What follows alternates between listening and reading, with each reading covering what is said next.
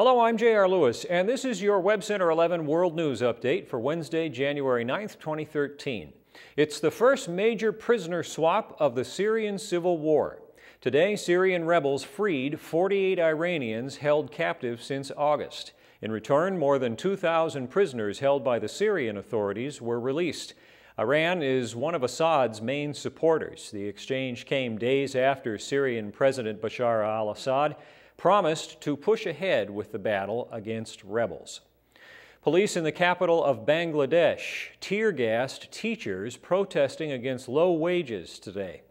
The teachers are in the middle of an ongoing wage dispute. They're demanding that they be placed on the government payroll system, which they say pays better wages and is more reliable than the private institutions at which they teach. Officials say officers used tear gas to disperse the protesters after they broke through several iron barricades. A massive fire devastated a waterfront slum in the Nigerian city of Lagos. The fire started yesterday afternoon along the shoreline of the Lagos Lagoon. The area is full of sawmills that process lumber floated to Lagos from hundreds of miles away. It was unclear if anyone was injured. Water bombers have been used to save homes in a massive blaze outside Cooma in New South Wales. However, the danger still exists, with fires running out of control in the region and temperatures again set to soar later in the week. 10's Matt Moran has more. All through the night, firefighters battle a devastating flame front near Cooma. This huge bushfire burning out of control. Let's go.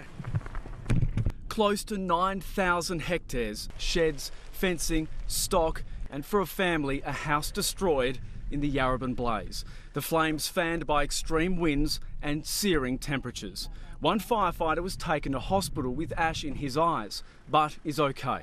Terrifying, absolutely terrifying. The homes of Jenny Roach and her daughter were under severe threat in the middle of a pine plantation, but they made it to the evacuation centre. We looked back and we saw the smoke from when we were driving out. It was absolutely horrific. Very worried, especially got a lot of family stuff there. Only a few k's down the road, the Nimittabel Evacuation Centre is housing families that are waiting to find out whether or not their houses have survived. And just down there, we've been told to move away because the flames aren't very far away. It is extremely intense. We can't stay around here very long at all. We have to move. We're going to sleep here at the school here tonight. How worried are you guys? It's Mother Nature. You don't know what what the weather's going to do. It's great community spirit. You know, the communities come together to really work for the valley. Just north of Canberra, police blocked off the main highway to the coast as crews rushed to fight fires near Bungendore. Mate, I can't let you go through there at this stage. Diane Betts was stuck, waiting for news of her husband. I'm just concerned because my husband has a heart condition and he needs to get out before anything happens. Luckily, he got out. Those blazes under control for now. Matt Moran, 10 News.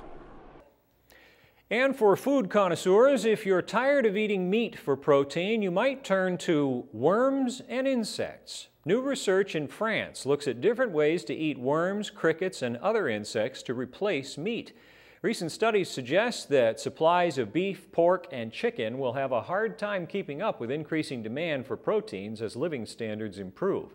Some creative dishes include insect nuggets and beetle larva lollipops. And that's our World News Update for Wednesday, January 9th, 2013. From all of us here at Web Center 11, I'm J.R. Lewis. Thanks for watching and enjoy the rest of your day.